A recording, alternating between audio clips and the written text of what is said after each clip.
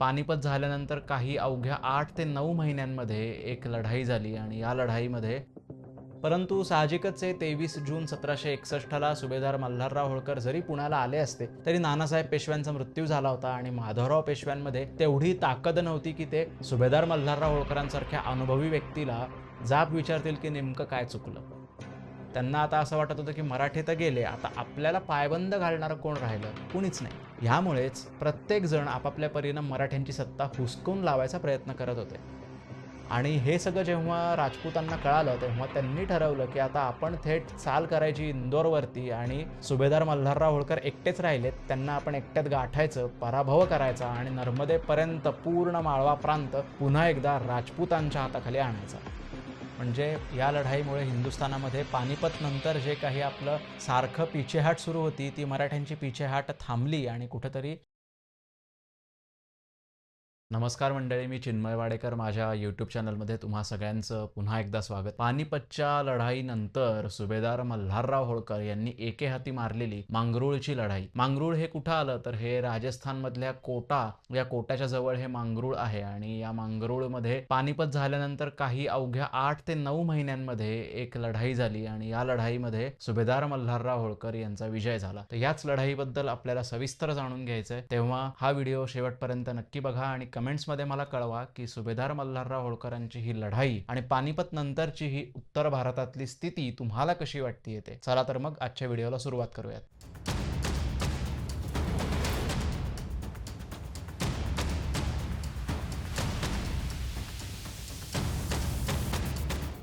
14 जानेवारी 1761 महाराष्ट्राच्या इतिहासामधला एक अत्यंत काळा दिवस. पानिपतची तिसरी लढाई झाली आणि मराठ्यांची उभी एक पिढी या लढाईमध्ये कापली गेली. उत्तरेतला मराठी फौजेचा दरारा साफ उडाला. औरंगजेब हयात असल्यापासूनच हळूहळू माळव्यात मध्य प्रदेशामध्ये स्वाऱ्या करणं मराठ्यांनी सुरू केलेलं होतं. त्यानंतर जेव्हा थोरल्या शाहू महाराजांच्या काळामध्ये थोरले बाजीराव पेशवे यांनी उत्तर हिंदुस्थानामध्ये लढाया आणि मोहिमा करायला सुरुवात केली तेव्हा हळूहळू मराठ्यांचा प्रवेश हा उत्तरेतल्या राजकारणामध्ये होत गेला. त्यानंतर थोरले नानासाहेब पेशवे म्हणजे बाळाजी बाजीराव पेशवे यांनी सुद्धा 4 मोहिमा उत्तर हिंदुस्थानामध्ये केल्या आणि त्याच्यानंतर त्यांनी शिंदे होळकर या दोन सरदारांना प्रामुख्यानं ताकद देऊन उत्तर हिंदुस्थानाचा कारभार पाहण्यासाठी म्हणून एका अर्थानं नियुक्त केलं. नानासाहेब पेशवे यांचे लहान भाऊ रघुनाथराव पेशवे यांनी एकूण 4 स्वाऱ्या त्यांच्या आयुष्यामध्ये उत्तर हिंदुस्थानात केल्या. त्यातली जी तिसरी स्वारी होती त्याच्यामध्ये त्यांनी आटके पार झेंडे रोवले आणि ते परत पुण्याला आले. या मोहिमेच्या दरम्यान त्यांना 80 लाख रुपयांचं कर्ज झालं आणि या कर्जामुळेच सदाशिवराव भाऊ पेशवे यांना उत्तरेमध्ये पानिपतच्या मोहिमेसाठी म्हणून पाठवण्यात आलं आणि पुढं त्या मोहिमेमध्ये मराठ्यांचा पराभव झाला.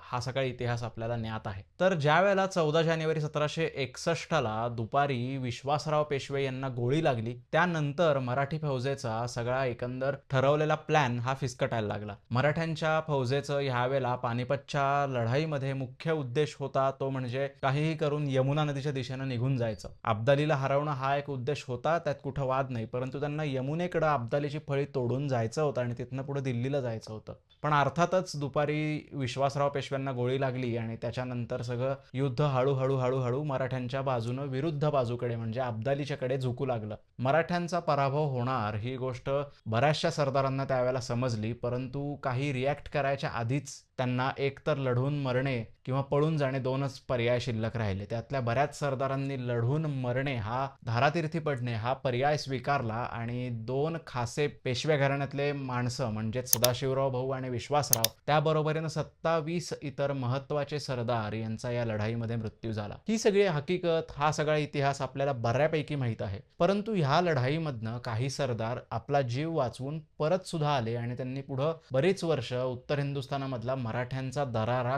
कायम ठेवायचा पूर्ण प्रयत्न केला. यातलं एक महत्त्वाचं नाव म्हणजे सुभेदार मल्हारराव होळकर. सुभेदार मल्हारराव होळकर हे उत्तरेतले सगळ्यात अनुभवी गृहस्थ त्यावेळेला पानिपतच्या नंतर होते आणि सुभेदार मल्हारराव होळकर यांच्याबद्दल आपल्याला बरीच माहिती ऑलरेडी आहे. थोरल्या बाजीराव पेशव्यांच्या काळापासून ते अगदी थोरल्या माधवराव पेशव्यांच्या काळापर्यंत 1766 या सालापर्यंत कालपीच्या लढाईमध्ये मृत्यू होईपर्यंत सुभेदार मल्हारराव होळकरांचं कर्तृत्व आपल्याला माहीत आहे. गनिमी कावाचा उत्कृष्ट वापर सुभेदार मल्हारराव होळकर हे करत असत आणि या पानिपतच्या लढाईमधनं ते कसे बाहेर पडले याच्यावरती मतमतांतर भरपूर आहेत. काही माणसांचं, काही इतिहासकारांचं असंही म्हणणं आहे की सुभेदार मल्हारराव होळकर यांनी फितुरी केली आणि ते निघून आले. त्याच वेळेला दुसरे काही इतिहासकार असं सुद्धा म्हणतात की मल्हारराव होळकर यांनी पार्वतीबाई साहेब पेशवे यांना घेऊन परत सुखरूप पुण्याकडे येण्याची त्यांच्यावरती जबाबदारी होती आणि त्याप्रमाणे त्यांनी ती जबाबदारी यथासांग पार पाडली. आता याच्याबद्दल याचं खंडन करणं यासाठी आपण एखादा नक्कीच वेगळा व्हिडिओ बनवू, परंतु या व्हिडिओमध्ये आपल्याला मांगरूळच्या लढाईबद्दल बोलायचं आहे. त्यामुळे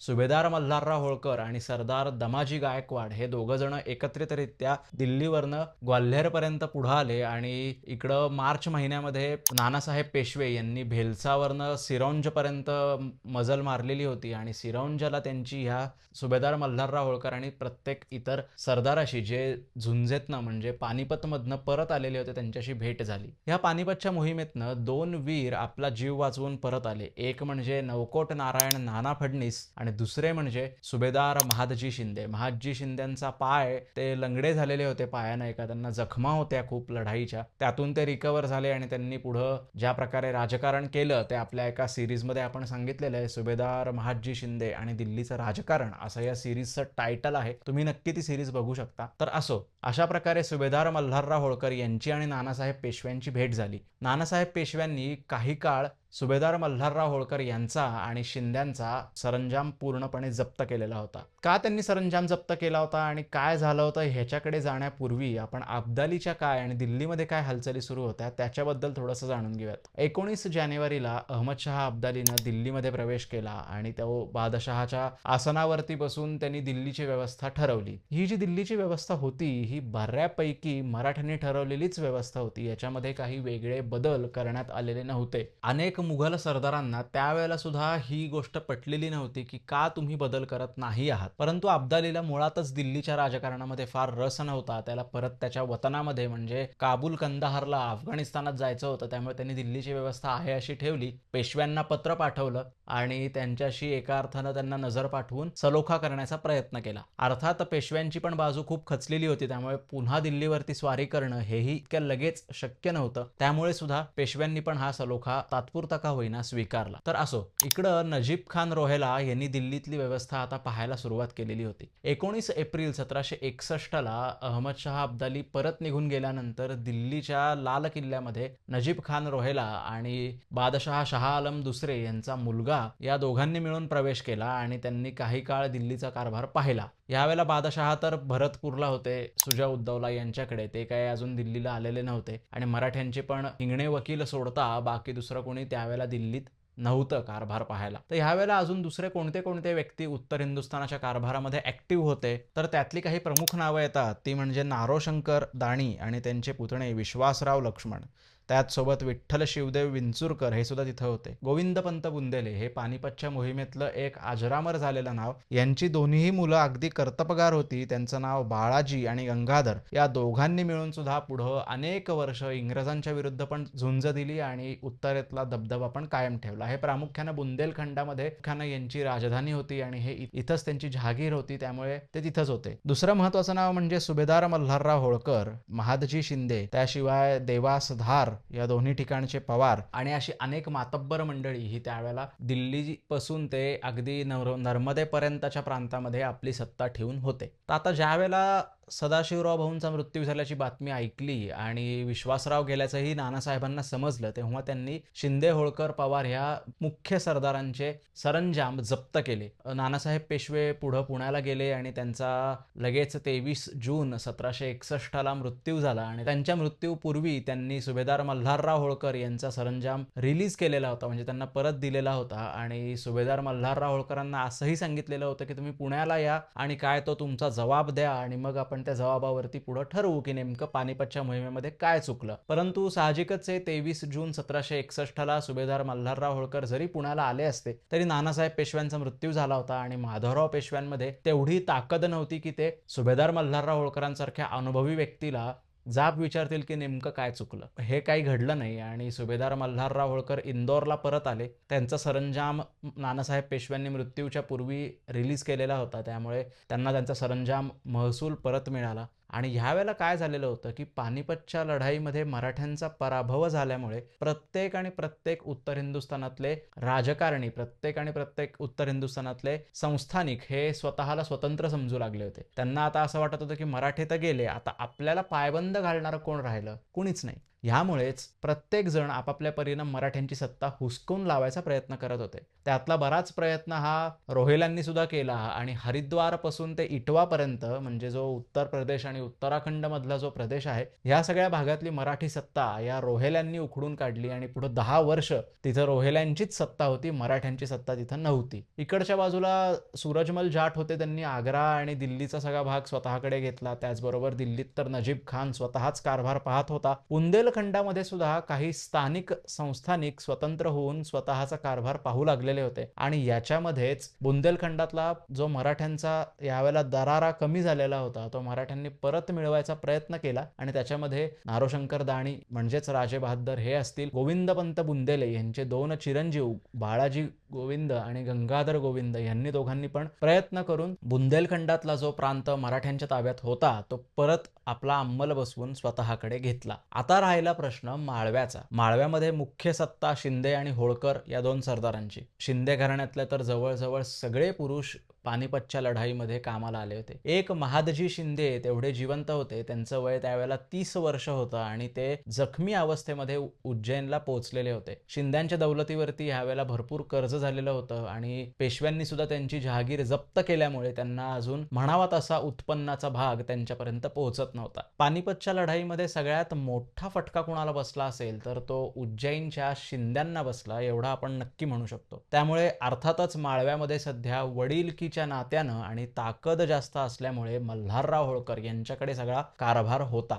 आणि सुभेदार मल्हारराव होळकर यांना प्रमुख विरोध कुणाचा होता तर माळव्यामधले काही स्थानिक राजपूत लोक होते आणि त्याशिवाय राजपुतान्यातली सुद्धा फौज, राजपुतांची सुद्धा फौज यावेळेला माळव्यावरती नजर ठेवून होती. आपल्या सगळ्यांना माहितीच आहे की राजपुतांची जी फौज होती त्या फौजेनं पानिपतामध्ये मराठ्यांची अजिबात मदत केलेली नव्हती.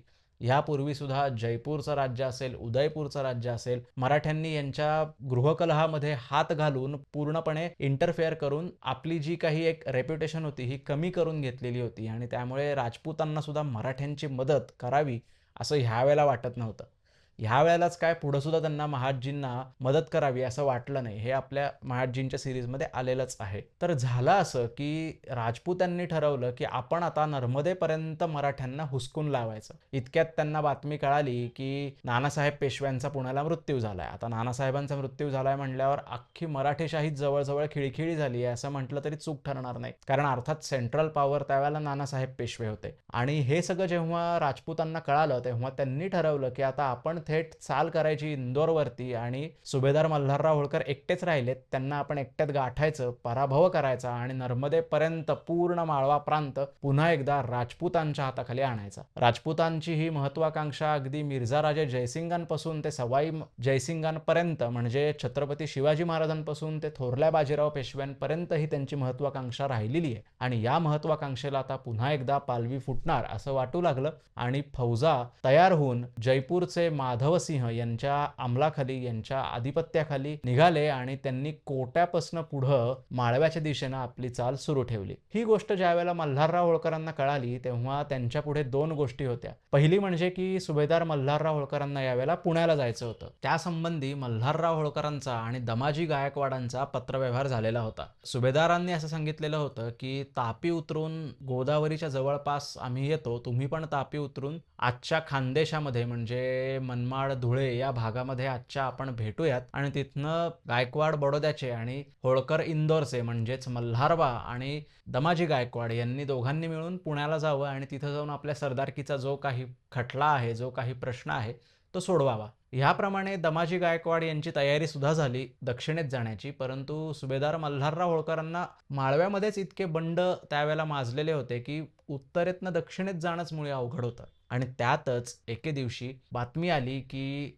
राजपूतांनी माधवसिंह यांच्या आधिपत्याखाली कूच केलंय आणि ते आता चाल करून येत आहेत माळव्यावरती. म्हटल्यावरती मल्हारराव होळकरांना पहिले बंदोबस्त करावा लागला तो या राजपुतांच्या फौजेचा आणि त्यातूनच मांगरुळची लढाई आणि ही मांगरुळची मोहीम उद्भवली. पानिपतची लढाई होऊन अवघ्या 10 महिन्यानंतर कोट्याजवळच्या मांगरुळ या गावामध्ये एक लढाई झाली आणि या लढाईमध्ये सुभेदार मल्हारराव होळकर यांच्या फौजेनं त्यांच्यासोबत सरदार जाधवराव सुद्धा होते. हे जे खानाजी जाधवराव आहेत, हे खानाजी जाधवराव नेमके कोणत्या शाखेतले याचा शोध मी बराच घेतला, पण मला हे पिलाजी जाधवराव यांच्या शाखेतले पण सापडले नाहीत आणि दुसरे जी शाखा सिंदखेड राजाची शाखा आहे जाधवरावांची त्यातले पण हे त्यांच्या वंशावळीमध्ये पण हे खानाजी हे नाव मला सापडलं नाही. त्यामुळे आपल्यापैकी कुणाला खानाजी जाधवराव हे नेमके कुठल्या शाखेतले हे माहीत असेल तर कमेंट्समध्ये मला नक्की कळवा. तर ह्या लढाईमध्ये खानाजी जाधवराव आणि सुभेदार मल्हारराव होळकर यांच्या फौजेनं भाग घेतला. 29 नोव्हेंबर 1761 ला रात्री मांगरुळजवळ ही आपली मराठी फौज येऊन उतरली आणि समोरून जयपुरी फौज चालून आलीच होती. 30 नोव्हेंबरला लढाई झाली आणि या लढाईमध्ये जवळजवळ 3 ते 4 तास तुंबळ युद्ध झालं आणि या युद्धामध्ये सुभेदार मल्हारराव होळकर यांचा विजय झाला आणि त्याबरोबरीनं माधवसिंह यांच्या फौजेचा मोड झाला आणि ती फौज पळून गेली. माधवसिंहांनी ठरवलेलं की नर्मदापर्यंतचा सगळा प्रांत आपण घ्यायचा आणि कोटा परगण्यामध्ये मराठ्यांचे जे जे म्हणून अधिकारी होते त्या सगळ्या अधिकाऱ्यांना उखडून लावलेलं होतं या माधवसिंहांनी. या लढाईनंतर मल्हारराव होळकरांनी पुन्हा एकदा सगळ्या अधिकाऱ्यांना परत बसवलं आणि कोटा परगणा याचा महसूल मराठ्यांना परत मिळायला लागला. तर ह्या लढाईबद्दल मांगरुळच्या आपल्याला 2 अस्सल पत्र सापडतात. ती पत्र आपण वाचू, त्या पत्राबद्दल आपण जाणून घेऊ आणि मग या व्हिडिओमध्ये पुढे जाऊ. त्यातलं जे पहिलं पत्र आहे ते पत्र आहे 2 डिसेंबर 1761 या दिवसाचं. हे पत्र रघुनाथराव पेशवे यांना पुण्याला लिहिलेलं आहे आणि चिंतो कृष्ण नावाचे एक सेवक हे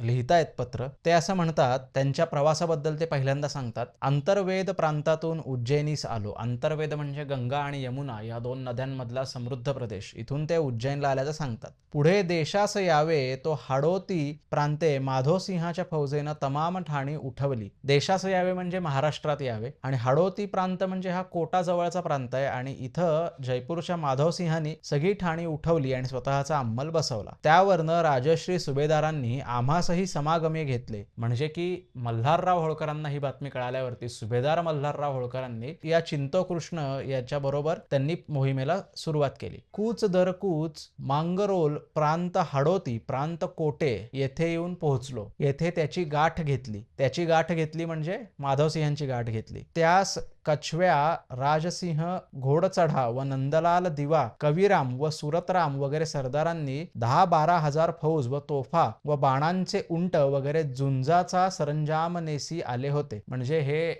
जयपूरच्या फौजेतली काही माणसं आहेत ही पूर्ण सरंजामानिशी तयारीनिशी लढाईला आलेले होते. त्यास 4 घटका दिवस राहता गाठ पडली. म्हणजे 29 नोव्हेंबरला 4 घटका दिवस राहिला असताना दुपारी 3:30-4च्या वेळेला गाठ पडली. उपरांतिक रात्र झाली म्हणून 4 प्रहर रात्र कंबरा बांधून घोड्यावर उभेच राहिलो. म्हणजे रात्रभर ही मराठी फौज समोरच्या फौजेची वाट पाहत कमरेला तलवार बांधून उभी होती.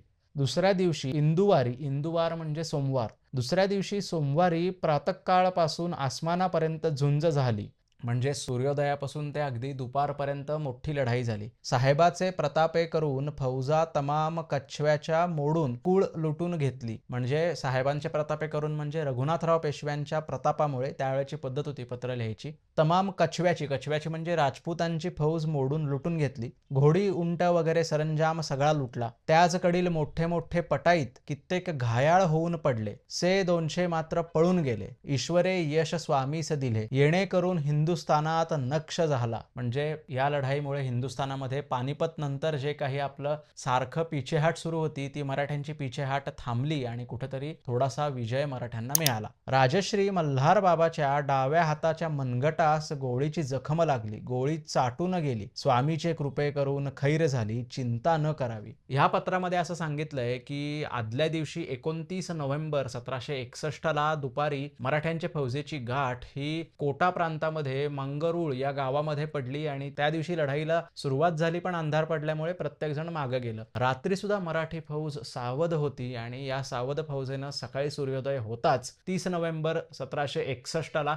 जयपूरकरांची म्हणजे कछवांची फौज कापून काढली आणि या फौजेच्या या सगळ्या लढाईमुळे हिंदुस्थानात मराठ्यांचा नक्ष राहिला म्हणजे त्यांना यश मिळालं आणि त्यांचं पद हे टिकून राहिलं. आणि त्याबरोबरीनच त्यावेळेला सुभेदार मल्हारराव होळकर यांना सुद्धा या लढाईमध्ये त्यांच्या डाव्या हाताच्या मनगटाला जखम झाली. ही जखम कसली तर त्यांना गोळी चाटून गेल्याची ही जखम होती. हे एक पत्र झालं. दुसरं पत्र काय सांगतं ते आपण जाणून घेऊ. दुसरं पत्र हे राजश्री सखाराम बापू बोकील यांना लिहिलेलं आहे. हे पत्र लिहितात खानाजी जाधवराव, ज्यांच्याबद्दल मी मागाशी उल्लेख केला. ते असं म्हणतात, मुक्काम मांगरुळ प्रांत हंडोती जाणवून स्वकीय कुशल लेखन करीत गेले पाहिजे. विशेष इकडील वर्तमान तर राजश्री माधोसिंह याची फौज 10-12 हजार येऊन कोट्याच्या परगाण्यात धामधूम करीत होती. म्हणजे कोटा परगाण्यामध्ये माधवसिंहांची फौज दंगा करत होती. त्यास राजश्री सुभेदार व आम्ही मिळून कछव्याच्या फौजेवर गेलो. राजश्री सुभेदार म्हणजे मल्हारराव होळकर आणि आम्ही म्हणजे खानाजी जाधवराव. त्यास इंदुवारी तारीख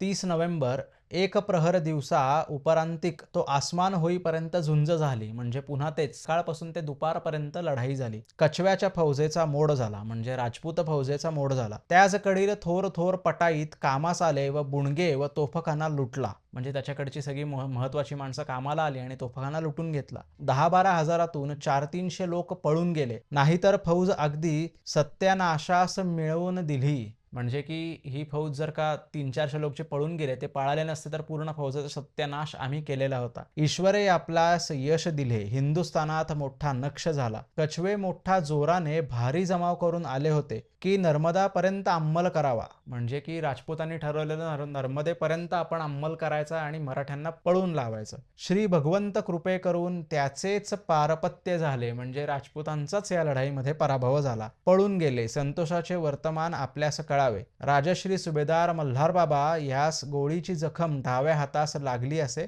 चाटून गेली हलकी जखम आहे. चिंता न करावी. ईश्वरे खैर केली. विशेष काय लिहिणे. म्हणजे बघा या पत्रामधनं पण आपल्याला कळेल की राजपूतांचा जो महत्वाकांक्षी बाणा होता की आपण नर्मदेपर्यंत मराठ्यांना पळवून लावू, तो मराठ्यांनी सुभेदार मल्हारराव होळकरांनी पूर्णपणे यावेळेला उधळून लावला. सुभेदार मल्हारराव होळकर पानिपतमधनं पळून आले का नाही हा जरी वादांकित विषय असला तरी सुद्धा पानिपतच्या नंतर केवळ 10 महिन्यांमध्ये सुभेदार मल्हारराव होळकरांनी त्यांची मर्दुनगी दाखवत 12,000च्या लष्कराला एके हाती थांबवलं आणि एका अर्थानं माळव्यामधली राजपुतान्यामधली मराठ्यांची सत्ता कायम राखली. हे आपल्याला मान्य करावं लागतं. या लढाईनंतर अर्थातच सुभेदार मल्हारराव होळकर हे परत इंदोरला गेले आणि तिथून पुढे ते दक्षिणेत गेले. 1762 साली माधवराव पेशवे आणि रघुनाथराव यांच्या दोघांमध्ये यादवी युद्ध सुरू होतं. त्याच्यामध्ये मल्हारराव होळकर हे माधवराव पेशव्यांच्या बाजूने होते आणि नंतर जेव्हा रघुनाथराव पेशव्यांचा अंमल बसला तेव्हा मल्हारराव होळकर परत काही काळासाठी उत्तरेत गेलेले होते आणि त्यानंतर 1763 साली ते परत दक्षिणेत आले आणि त्यांनी एकसारखा राक्षस भुवनच्या लढाईमध्ये पराक्रम गाजवला आणि मराठ्यांची सत्ता दक्षिणेत स्थिर झाली. त्यानंतर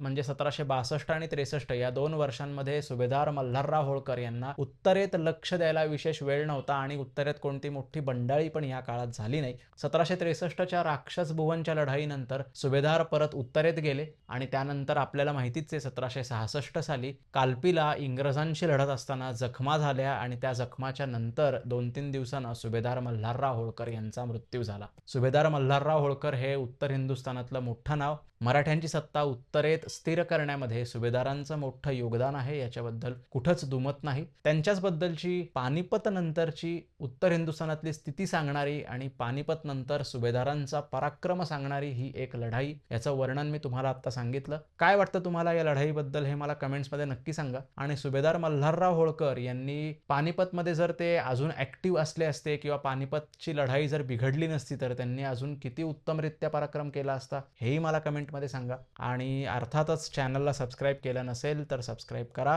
कोणत्या अजून विषयावरती तुम्हाला व्हिडिओज आवडतील ऐकायला हेही मला सांगा. तुमच्या कमेंट्सची दखल मी घेत असतो आणि त्याप्रमाणे अभ्यास करून व्हिडिओ सुद्धा आपल्या पुढे आणत असतो. पुन्हा एकदा धन्यवाद.